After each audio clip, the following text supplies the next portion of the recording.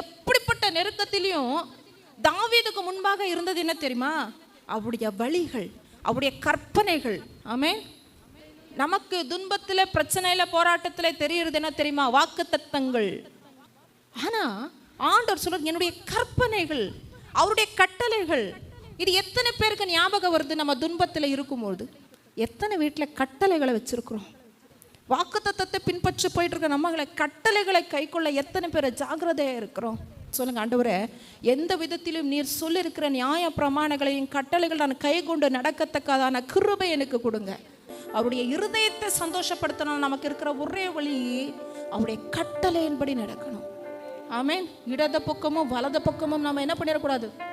சாஞ்சிடக்கூடாது, பாத்திரக்கூடாது. இருக்குது உன் இருதயத்தின் பலகை மேல எழுது, உன் கையில கட்டிக்க, நெத்தில ஒட்டிக்க, வீட்டில எல்லாம் ஒட்டு.